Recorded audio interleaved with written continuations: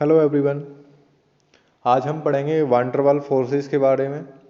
Van der Waal आकर्षण बल या जो अट्रैक्शन फोर्सेज हैं उनके बारे में। जो द्रव्य हैं, ठोस हैं, गैसीय सब स्टेट्स में जो भी अपने कंपाउंड्स पाए जाते हैं उनमें उपस्थित आयनिक या सहसंयोजक या धात्विक बंधों के साथ इनके अलावा भी कुछ जो बल हैं या कुछ फोर्सेज हैं वो उपस्थित होते हैं। जैसे आयनिक बॉन्ड्स हैं या फिर हम कोवलेंट बॉन्ड्स की बात करें या मेटल बॉन्ड्स की बात करें, ये तो क्या हो गए, ये हो गए स्ट्रॉन्ग फोर्सेज। जब हम स्ट्रॉन्ग फोर्सेज के अलावा जो वीक फोर्सेज की बात करते हैं तो जो वीक फोर्सेज हैं वो क्या कहलाते हैं, वांडरवाल फोर्सेज। अब जो वांडरवाल फोर्सेज हैं वो अलग अलग होते हैं। वांडरवाल फोर्सेज के कई सारे प्रकार हैं। जैसे सबसे पहला जो है वो आयन डायपोल इंटरेक्शन या ion dipole attraction. Ion dipole या आयन द्विध्रुव। अब इसमें जैसा कि नाम से हमें पता चल रहा है, एक तो क्या है आपका आयन और दूसरा क्या है डायपोल, द्विध्रुव। द्विध्रुव का मतलब ऐसा कोई कंपाउंड जिसमें दो ध्रुव हैं, एक तो पॉजिटिव और एक नेगेटिव। आयन आयन क्या होता है, जिसमें सिर्फ एक चार्ज है। तो अब ऐसा कोई अट्रैक्शन फोर्स जिसमें एक तो आपका क्या है आयन है, वो धनायन हो सकता है या फिर ऋणायन हो सकता है, और दूसरा क्या है द्विध्रुव। तो द्विध्रुव में पॉजिटिव और नेगेटिव चार्ज होगा। जो पॉजिटिव होगा वो तो नेगेटिव वाले उससे अट्रैक्टेड होगा और नेगेटिव वाला जो है वो पॉजिटिव वाले से। तो इस तरीके का जो इंटरेक्शन अट्रैक्शन फोर्स है वो क्या कहलाता है, आयन द्विध्रुव आकर्षण। दूसरा जो है वो फोर्स है आपका द्विध्रुव द्विध्रुव अट्रैक्शन फोर्स।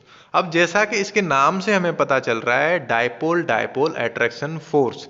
डायपोल डायपोल का मतलब क्या है, जो अट्रैक्शन फोर्स है वो डायपोल्स के बीच में है, द्विध्रुव के बीच में। ठीक है, दो द्विध्रुव हैं जिनमें पॉजिटिव और नेगेटिव चार्ज है। और तो ये क्या होता है, ये सिर पूंछ संयोग, जैसे ये अगर पैरेलल हो एक एक, और अगर समानांतर संयोग जहां जब हो रहा है तो ये प्रति समानांतर संयोग कहलाएगा।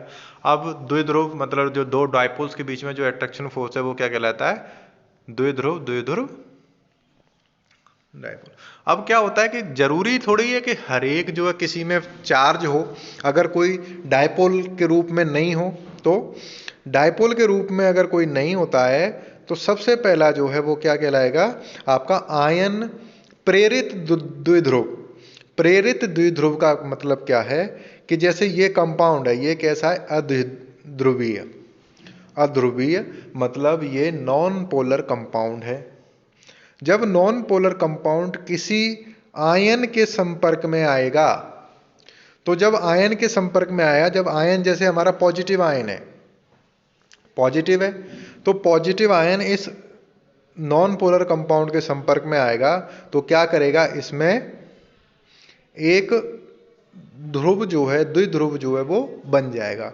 और जो बनेगा वो क्या कहलाएगा, प्रेरित द्विध्रुव या इंड्यूस्ड डायपोल। अब इंड्यूस्ड डायपोल क्या कर रहा है, क्योंकि पहले तो नहीं था लेकिन इसके संपर्क में आने से इसके ऊपर डायपोल का फॉर्मेशन हो गया। तो जब ये बन गया, ये प्रेरित द्विध्रुव हो गया और ये आयन हो गया। तो जो आयन और प्रेरित द्विध्रुव है, और वो आयन इंड्यूस्ड किसके द्वारा है, उस आयन के द्वारा।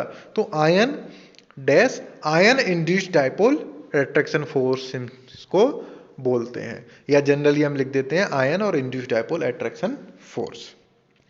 अब ये आयन जो है, आयन तो ठीक है, लेकिन आयन के अलावा प्रेरित द्विध्रुव जो है द्विध्रुव के द्वारा भी तो बन सकता है भाई। इंड्यूस्ड डायपोल जो है वो डायपोल कोई दूसरा इसके संपर्क में आए तब भी तो इसको डायपोल इंड्यूस कर सकता है। तो इसी तरीके से ये कोई ध्रुवीय कोई अणु है और ये अद्विध्रुवीय अणु है।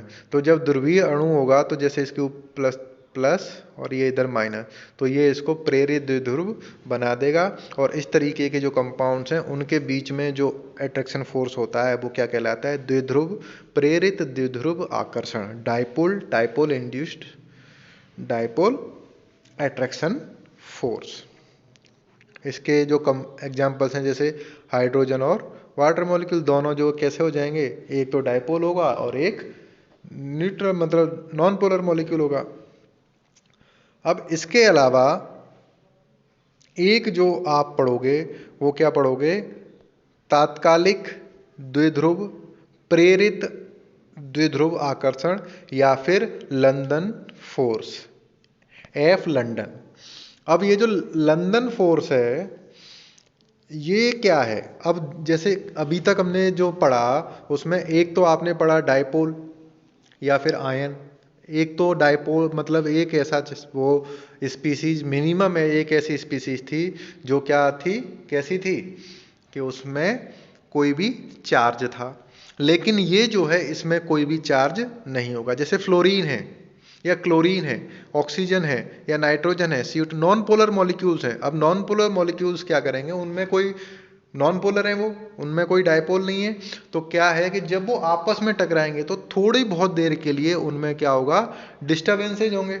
जब वो आपस में जब कोइंसाइड करेंगे या तो उनके जो अध्रुवीय प्रकृति है वो थोड़े बहुत समय के लिए कैसी हो जाएगी, ध्रुवीय प्रकृति में कन्वर्ट हो जाएगी।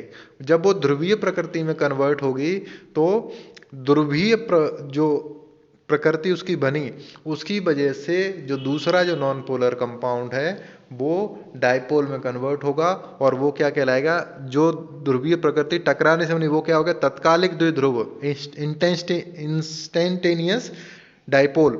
और इंस्टेंटेनियस डायपोल जो है दूसरा क्या कर देगा, उसको प्रेरित कर देगा और प्रेरित करने की वजह से ये क्या फोर्स हो जाएगा, तात्कालिक द्विध्रुव प्रेरित आकर्षण बल या फिर लंदन फोर्स।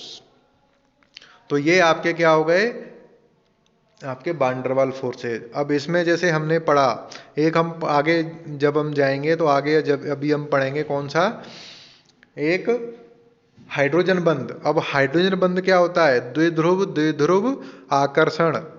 हाइड्रोजन बंध भी एक तरीके का डायपोल डायपोल अट्रैक्शन फोर्स है, ये हम आगे देखेंगे। अब ये जो वान डेर वाल फोर्सेज हैं इनसे क्या क्या हो सकता है, ऐसे वान डेर वाल फोर्स के आकर्षण बलों को प्रभावित करने वाले कारक कौन कौन से हैं, तो जो वो कारक हैं वो क्या हैं आपके, एटॉमिक रेडियाई।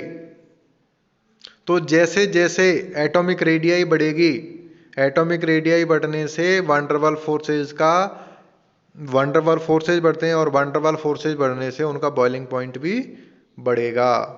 डायपोल मूवमेंट, जैसे जैसे डायपोल मूवमेंट बढ़ेगा उनके बीच में वान डेर वाल फोर्सेज भी बढ़ेंगे। डायपोल मूवमेंट बढ़ने का मतलब चार्ज सेपरेशन बढ़ेगा और चार्ज सेपरेशन जितना ज़्यादा होगा उनके बीच में अट्रैक्शन फोर्स भी उतना ही ज़्यादा होगा और अट्रैक्शन तो उसका जो बॉइलिंग पॉइंट है वो भी बढ़ जाएगा।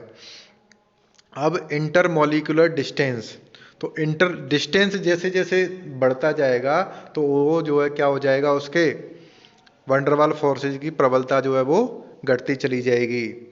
या फिर हम बात करें पोलराइजेबिलिटी, तो पोलराइजेबिलिटी जो है ध्रुवणता, जितनी ज़्यादा ध्रुवणता होगी उनके बीच में उतना ही ज़्यादा वान डेर वाल, उतने ही प्रबल वान डेर वाल आकर्षण बल होते हैं। भाई पोलराइज, जितना ज़्यादा पोलराइज होने की उसकी कैपेबिलिटी होगी उसका उतना ही ज़्यादा वान डेर वाल फोर्सेज होंगे। नेक्स्ट है आपका ताप, टेम्परेचर। तो टेम्परेचर जैसे जैसे बढ़ेगा वान डेर वाल फोर्सेज भी कम होते चले जाएंगे। तो ये हो गया आपके van der Waals forces. Next lecture में जो हम पढ़ेंगे वो हम देखेंगे आपका हाइड्रोजन बंध। और हाइड्रोजन बंध जो है दो तरीके का होता है, इंटरमॉलिक्यूलर, इंट्रामॉलिक्यूलर। तो ये जो चीज़ें हैं वो हम अगले लेक्चर में देखेंगे। धन्यवाद।